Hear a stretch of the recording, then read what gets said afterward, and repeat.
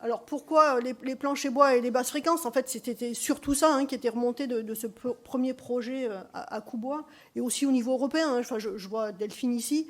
C'est aussi des questions qu'on s'est posées en amont du projet français au niveau européen aussi.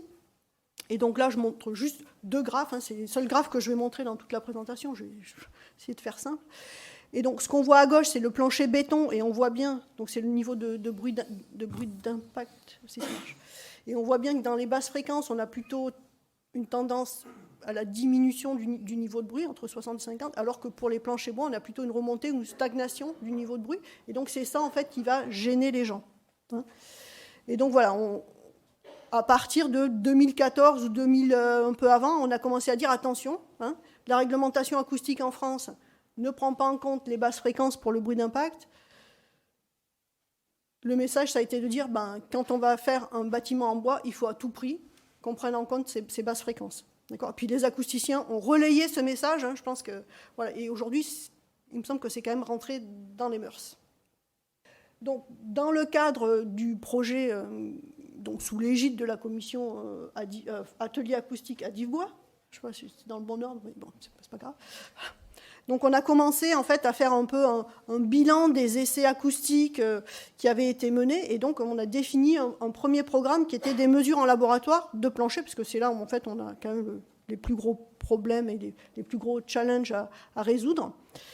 Et donc l'idée c'était d'avoir une certaine performance acoustique, mais de regarder quand même les épaisseurs de plancher, leur poids, et puis si on mettait des plafonds, de rester quand même sur des solutions avec des suspentes rigides plutôt standards. Ce qu'il faut retenir, c'est que ce qui s'approchait le plus des performances objectives que l'on s'était fixées, c'est donc le système avec un alourdissement de gravier, qui est ici. Voilà, donc vous voyez, c'est pas tout à fait les performances qu'on visait. On visait des niveaux de 52 dB en termes de bruit d'impact. On est légèrement au-dessus, mais quand on met un revêtement de sol, voilà, on est dans le... On atteint nos objectifs. Donc c'est un plancher qu'on a sélectionné pour après le monter sur la maquette qu'on verra tout à l'heure. Ensuite, on a regardé tout ce qui était plancher avec des plafonds suspendus. Donc là, c'est pareil, tout un ensemble de plafonds. On a aussi testé des plafonds avec des suspentes anti-vibratiles avec Isover, je crois. Voilà. Donc, on a de très bons résultats. Finalement, on est plutôt parti sur une solution avec des suspentes rigides, parce que c'était là l'objectif de l'étude, de rester quand même sur des systèmes assez simples et assez communs, non pas spécifiques à un industriel. Donc on est parti sur une solution avec un plafond 2BA13 et une chape flottante sur SCAM.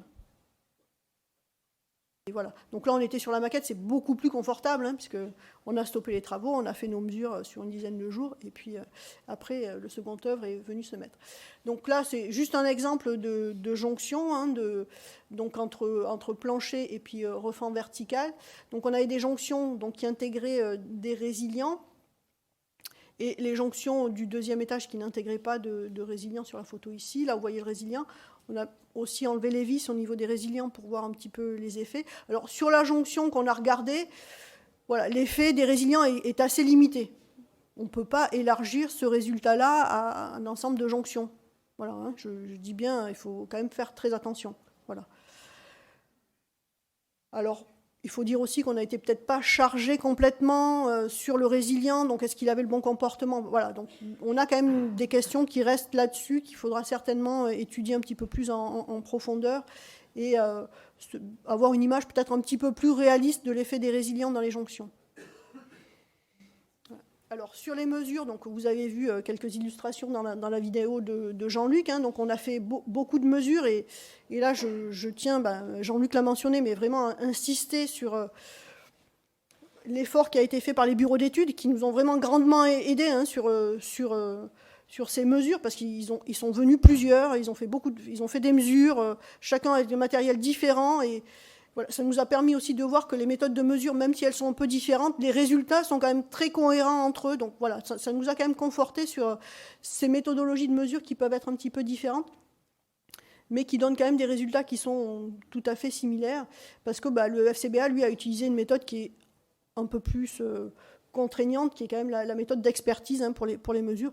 Et globalement, voilà, on était aussi en ligne sur le comportement qu'on a mesuré. Une des grandes questions de cette maquette et puis des essais en laboratoire qu'on avait fait, c'était les planchers en sous-face apparents, parce que les architectes voulaient voir du bois apparent dans les bâtiments. Donc nous, on s'est penché sur cette question. Voilà, on a testé en labo notre plancher avec le gravier, là, on l'a mis en place, voilà. Et tout marche correctement. Donc c'est une solution qui est intéressante. Alors voilà, après, il faut quand même faire attention aux jonctions pour les transmissions entre... Voilà. Mais c'est une solution qui fonctionne. Alors aujourd'hui, voilà, il faut quand même mettre le haut là, parce qu'il y a l'aspect feu. Alors il y a un autre atelier feu, vous irez voir les solutions tout à l'heure, mais voilà. Donc, nous, pour l'acoustique, on nous a posé une question, voilà, on a trouvé une solution. Voilà. Après, il faut aussi que ça réponde à toutes les autres problématiques. Finalement, donc, en conclusion un peu de toutes ces mesures, de toutes ces prévisions qu'on a fait, on a quand même une méthode prédictive, donc, qui est basée sur les normes internationales ISO 12354, qui est relativement adaptée. À partir du moment où on a la connaissance quand même des jonctions, on peut faire de la prédiction, et on n'est pas à 0,1 dB près, mais voilà, on a quand même les bonnes tendances. Voilà, pour dimensionner, c'est efficace. Voilà, comme je disais, les éléments résilients aux jonctions, pour l'instant, dans ce qu'on a vu, nous, c'était...